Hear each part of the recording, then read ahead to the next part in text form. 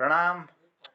मनमोहन कृतियों का पटल मोहन कीर्ति पटल पर हमारे बीच जुड़ी हैं आज बागेश्वर से आदरणीय दीपा जोशी जी। आप पेशे से प्रवक्ता हैं, शिक्षक हैं संस्कृत विषय की, गवर्नमेंट इंटर कॉलेज अमशारी गरुड़ विकासखंड बागेश्वर जनपद से। मैं आपका बहुत अभिनंदन करता हूँ, स्वागत करता हूँ। और आप सुंदर रचनाओं का सृजन करती हैं और कृति पटल आपका स्वागत करता है। और निवेदन करूं कि एक सुंदर रचना इस पटल पर रखकर हम सबको कृतार्थ करने की कृपा करेंगे। बहुत बहुत अभिनंदन, स्वागत आपका। प्रणाम। नमस्कार, आप सभी को बहुत बहुत धन्यवाद सर। मैं इस क्षेत्र में बहुत ही ज्यादा नई हूँ। आप सबका सानिध्य सहयोग मिलेगा तो मुझे पूरा विश्वास है कि मैं बहुत कुछ अच्छा करूंगी। आज पहला दिन है, तो जैसा कि आपने बोला कि सयाने लोगों को याद करते हैं, उनसे काम शुरुआत करते हैं तो सभी काम सिद्ध होते हैं। तो ऐसे ही मेरे जीवन में जो विशेष भूमिका जिनकी रही है वो है मेरे बड़वाजू दादाजी। तो मेरे दादाजी में लीजिए आदर्श छिन, उनका एक शिक्षक थी और उनका नाम थी श्री सदानंद जोशी। तो सदानंद में मैं शुरुआत करूं, प्रारंभ करूं तो सदा आनंद ही आनंद रोल। तो उनके बारे में मैं थोड़ा बताऊं। मैं बड़वाजू 1917 ईस्वी में उनका जन्म हुआ। तो एक सामान्य परिवार में थी और वो में लीजिए आदर्श ये लीजिए थी ना कि वो बहुत ज्यादा कर्मठ थी। वो अंतिम समय तक ले हार न मानी। वे काम हो उनर अवस्था 96 साल तक वो जीवित रही। और मतलब इदु कर्मठ थी, मतलब अंतिम समय तक ले उनर जब लास्ट में उनर तबीयत खराब है तो हाथ में उनर शंख शंख उगर थी, जैसे प्राण दान है पहली लेना। तो थोड़ा भावुक लड़ी में दादाजी को याद करवे। तो शंखक यस करसी संध्या वंदन नृत्य करसी इदु बुढ़ सी, लेकिन वी बादल 96 बहुत ज्यादा उम्र हूँ। तो तब लो नित्य अपना प्रतिदिन काम करसी। मात्र एक महीनू लास्ट में बीमार रही, जब अशक्त रही हूँ, समर्थन है हिटन चलन में। तो तब तक ले अंतिम समय तक जान है पहली लंग याद छू कि टू टू करने सी सांग बजू सी, मतलब इशारन में। और इसी संध्या कर भी लपट भी जनेऊ वगैरह कर सी। तो उन्होंने बारे में मैं थोड़ा शुरुआत करूं। और मैं आमला आज जीवित छीन, आम उम्र मेरे 97 साल छू और एक बढ़िया जीवन आम जीना है स्वस्थ। थोड़ा पाँव में भी तकलीफ है, बीच में ऊपर लगी सितंबर महीने में। तो तब वो चलन फिरण में थोड़ा सख्त छू। अब आम बातल धरन में कि लगी आमला बहुत ज्यादा झोड़ा चाचरी और पहाड़ी गवार में जो गीत कुनी उनमें मतलब बहुत कुछ सीखने मिल रहा। तो आज फिलहाल मैं बड़वाजू ने बारे में थोड़ा बताऊं। भी बात बड़वाजू ने लीजिए मैं कुछ चंद लाइन लिख रखी उनका बतून में। अभिनंदन। तो यह बात छू दिनांक 10 मार्च 2013। यह बड़वाजू ने गुजरण है 3 दिन पहली मैं लिख रहा हूँ, सॉरी 1 दिन पहली। बात यह छू आज महाशिवरात्रि है। दादी के हमसफर दादाजी की आंखें आज कुछ ज्यादा ही धूमिल हो गई हैं। समय के साथ साथ वे और भी धूमिल होती जा रही हैं, जैसे कि बुढ़ना अंतिम समय में कोनी बुढ़ बड़े ना कि आंख न जोत जो हूँ थोड़ा धूमिल है जा आंख वो हो जानी। तो शायद मेरा अनुमान छू सही होल। हमारे महापुरुष श्री सदानंद जोशी जी का आज और कल बड़ा ही रोचक और प्रेरणादायी है।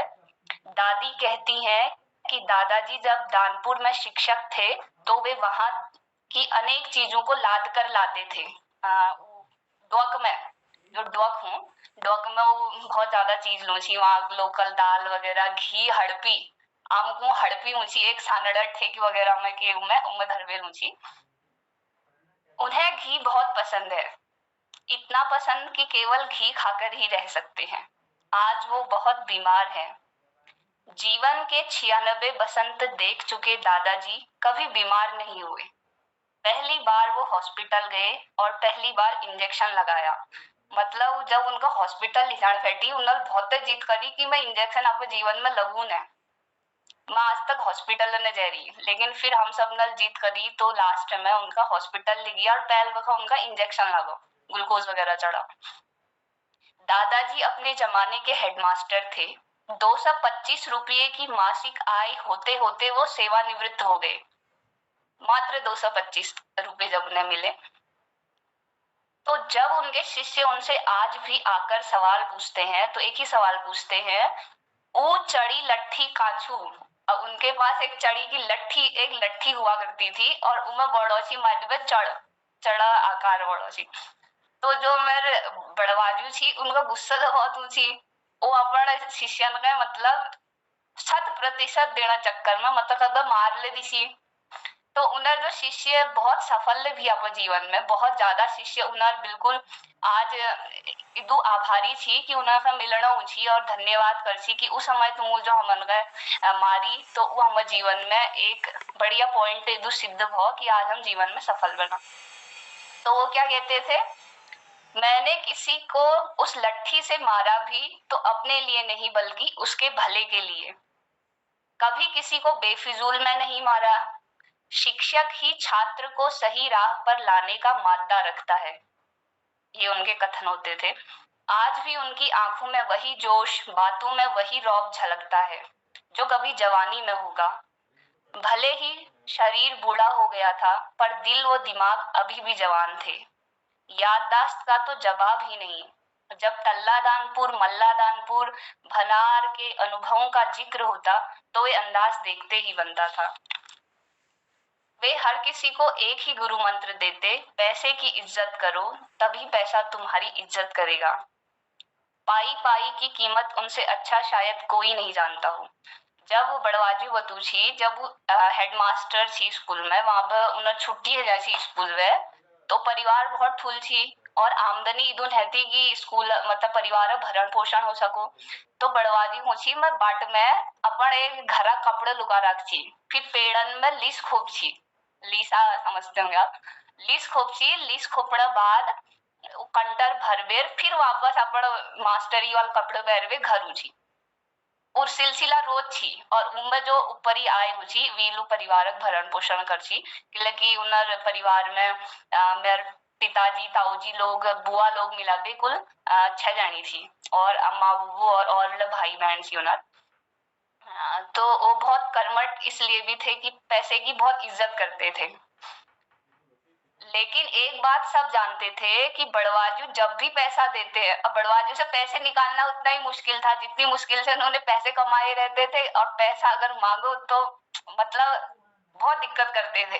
देने को देंगे करीब आधा घंटा पूरा लगाते थे। कभी इस जेब में देखेंगे चाबी, उन्हें पता है कि चाबी रखी कहाँ है लेकिन देंगे नहीं। वो पहले इस जेब में देखेंगे, इस जेब में देखेंगे, अंदर की खल्दी जाकट पहनते थे। वो भी गांधी आश्रम के बहुत शौकीन थे, गांधी आश्रम के ही कपड़े पहनते थे।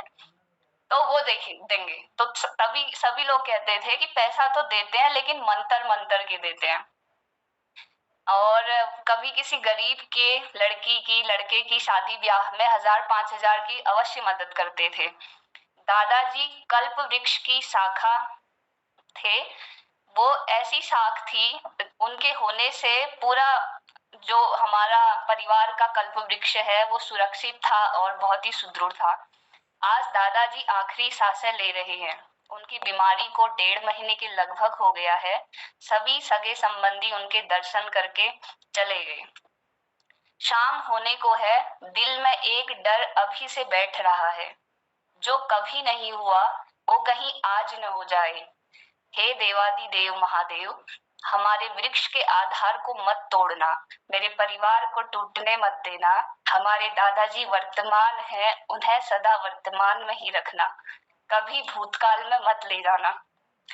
मैं लिखना बंद कर रही हूँ, बड़वाजियों की सलामती की दुआ मांगती हूँ। हर हर महादेव। ये है 13 तारीख की बात। और अगले 14 तारीख को था आपका फुलदेई। फुलदेई हम मनाते हैं, तो फुलदेई को वो दिन भी आ गया था जब हमारे दादाजी महाप्रयाण कर गए थे। तो वो सिर्फ हमारी यादों में तो है, लेकिन मेरे जीवन में हर एक जो भी मैं कार्य करती हूँ मुझे लगता है कहीं ना कहीं वो देख रहे हैं और उनका आशीर्वाद मेरे साथ है। तो अब बड़वाजी पर मैंने जो कुछ लाइनें लिखी हैं वो आपको बताती हूँ कि घर में बुजुर्ग के होने से और ना होने से कितना फर्क पड़ जाता है। जब वो होते थे तो परिवार भरा पूरा लगता था, और आज वो तो कहीं ना कहीं एक कमी खलती है। तो उनके ऊपर कुछ चंद लाइनें हैं। शीर्षक है कविता का मेरे बड़वाजियों। साहित्य की दृष्टि से ये उतनी उत्कृष्ट तो नहीं, पर मेरे मन के कुछ भाव हैं जिन्हें मैंने शब्दों के माध्यम से व्यक्त किया है। बड़वाजियों होते तो धारे में पली बड़ी ईख की ढाक यूं न पड़ी होती। टैंकी के पानी का बान साफ सुथरा चमक रहा होता। पश्मीना की पंखी छत पर धूप में सूख रही होती। बड़वाजी होते तो कुछ और ही बात होती। आंगन में दूब वाली घास कभी न उगती। बड़वाजू का मानना था कि आंगन में कभी भी खरपतवार नहीं उगनी चाहिए, ये अच्छा संकेत नहीं है, आंगन को साफ रखना चाहिए। कभी एक दूब निकल भी जाती थी तो ऊपर से नहीं काटते थे, पत्थर हटाते थे, उसकी जड़ तक जाते थे। कहते थे कि दूब जहां एक बार जड़ डाल देती है वो फिर मतलब उसकी जड़ को रोक पाना मुश्किल है, तो जड़ ही उखाड़ देते थे। तो मैं उस समय सोचती थी ये तो ऊपर दिख रही है, ऊपर से निकाल लेते हैं, लेकिन वो उनके अनुभव थे। वो पत्थर हटाते थे, उसको पटाल बोलते हैं, पाथर वाला आंगन जो है, तो वो नीचे से निकालते थे पूरा। तो इसलिए है आंगन में दूब वाली घास कभी न उगती, गांव का कोई रास्ता न टूटा होता। उनकी कान की मशीन जोर से टू टू टू करती। बड़वाजी होते तो कुछ और ही बात होती। अम्मा उनकी हर बात पे खिंचाई करती। उनकी जगदम्बे को जड़दम्बे बोल के हंसती। खेतों पर लाई मूली की सब्जी महकती। बड़वाजी होते तो कुछ और ही बात होती। उनके कमरे में लोगों की भीड़ रहती। उनके कमरे में लोगों की भीड़ रहती। आज उसी कमरे में खामोशी है गूंजती। रुई से पूरी खिड़की ठस रहती। पूरे आंगन में तकली रानी घूमती। बड़वाजी होते तो कुछ और ही बात होती।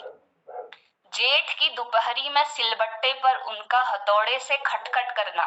सिल खोड़ते हैं, शायद सिलबट्टा खोड़ते हैं, तो वो चश्मा लगा के वो खोड़ते रहते थे महीने में।